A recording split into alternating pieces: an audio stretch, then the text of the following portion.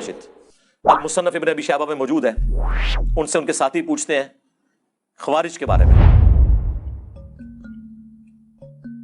کیا یہ کافر ہے؟ آپ نے فرمایا کافر تو نہیں ہے، یہ کفر سے اتنی نفرت کرتے ہیں کہ انہیں میرے بارے میں گمان ہوا کہ میں کفر میں مبتلا ہو گیا ہوں. اگر یہ کفر سے نفرت نہ کرتے ہوتے تو مجھے تو نہ چھوڑ کے جاتے. یعنی وہ اتنے سینسٹیو ہیں، اوور سینسٹیو، تقویدہ اعضا جنہوں کہتے ہیں. یار کیا مولا علی کا جگر ہے، جو چیز ان کی نیگیٹو تھی اسی کو ان کی پازیٹیو چیز بنا کے پیش کیا کہ یہ کفر سے اتنی نفرت کرتے ہیں کہ مجھے اس لیے چھوڑا کہ یہ سمجھے میں کافر ہو گیا ہوں. آپ ہوتے تو آپ کہتے ہیں نہیں سرکار رک جائیں، وہ بخاری مسلم میں حدیث ہے جب ایک مسلمان دوسرے کو کافر کہہ دے تو کفر اس کی طرف لوٹ جاتا ہے. وہ مولا علی کو تسی سمجھاؤ گے؟ مولا علی کو پتا تھا کہ تعویل کی غلطی جب کسی کے اندر ہو تو اسے ایکسیپٹنس دی جاتی ہے. بخاری مسلم دونوں میں حدیث ہے. ابن ابی بلتہ جو بدری صحابی تھے، انہوں نے نبی علیہ السلام کی مخبری کر دی، مشرکین عرب کو بتایا کہ آپ مکے پہ چڑھائی کرنے والے ہیں اور اس کے بدلے میں میرے جو اہل و عیال ہیں اور میرا مال ہے اس کی حفاظت تم کرنا.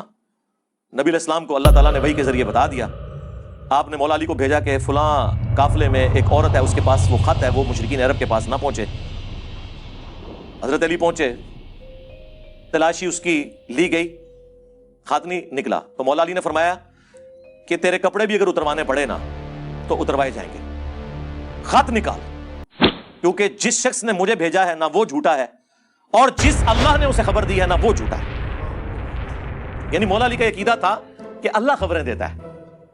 اور عرض کرے اگر مولا علی کو علم غیب ہوتا تو خود ہی کہہ دیتے کہ جوڑا کھولنا ہوتا اس پہ، ہائے ہائے کیسی پھکی آئی میرے دماغ میں. تو اس نے پھر جوڑے سے خط نکالا. اب وہ خط جب رسول اللہ کی بارگاہ میں آیا تو آپ سمجھ سکتے ہیں ریاکشن کیا تھا. سب سے پہلے تو حضرت عمر نے کہا یا رسول اللہ اجازت دیں اس منافق کا گلا کاٹوں، اس نے رسول اللہ کے ساتھ غداری کی ہے. اب فرمایا کہ عمر چھوڑ دو. بدری اصحاب کی اللہ نے اگلی پچھلی غلطیاں معاف کر دی. یعنی یہ دنیا کی محبت سے مغلوب ہو کے اس نے کیا ہے. پھر سورہ ممتحنہ میں پوری آیات نازل ہوئی. اللہ تعالیٰ نے ابن ابی بلتہ کو چھوڑا نہیں ہے، بڑے سخت الفاظ آئے ہیں. اللہ نے رشتہ داریاں گنوائی ہیں کہ یہ ساری رشتہ داریاں اللہ اور اس کے رسول سے نیچے نیچے ہیں. اللہ رسول کے ساتھ غداری نہیں کرنی. اچھا یہ جو حدیث ہے نا، اس کو امام بخاری ایک چیپٹر کی ہیڈنگ میں لا کر اس کے اوپر انہوں نے ٹائٹل باندھا ہے کہ اگر کوئی شخص تعویل کی غلطی کی وجہ سے کسی کو کافر اور منافق کہہ دے تو وہ کافر اور منافق نہیں ہوتا. سر یہ امام بخاری نے آپ کے سارے فرقوں کا مسئلہ حل کر دیا اس حدیث سے رزلٹ نکال کے.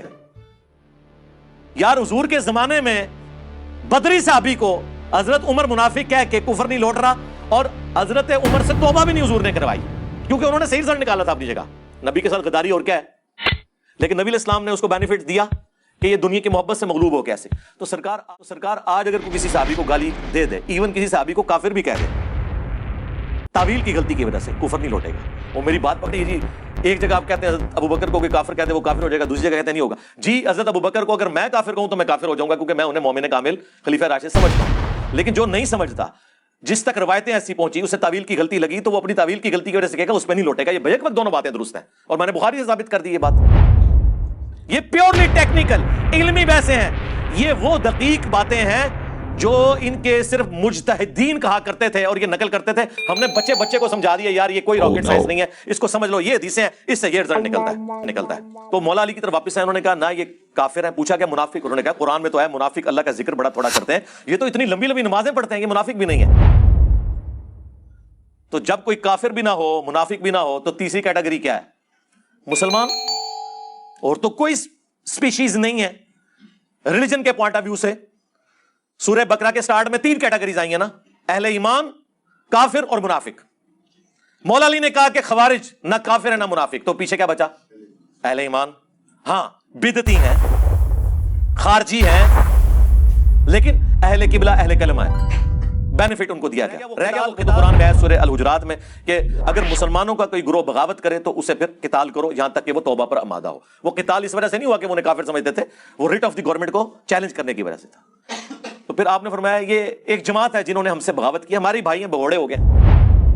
یہ مولا علی نے امت کو یہ سمجھایا کہ اگر آپ کا کوئی جانی دشمن آپ کو کافر بھی سمجھے تو آپ نے اسے کافر نہیں کہنا. یہی وجہ ہے جناب ہمارے خلاف جمعے بڑھا کے کوئی ہمیں قادیانی ڈکلیئر کر رہا ہوتا ہے، کوئی مرتد، لوگ کہتے ہیں علی بھائی کا بڑا حوصلہ ہے، بھائی ہم کو بنو میاں کے ماننے والے ہیں، مولا علی کے ماننے والے ہیں، ہمیں اتنا حوصلہ ہے. ہم علمی طریقے سے دیکھتے ہیں کہ ٹھیک ہے ان بیچاروں کو نہیں سمجھ لگی جس نے خوارج کو حضرت علی کے ساتھ رہ کے سمجھ نہیں آئی ہے.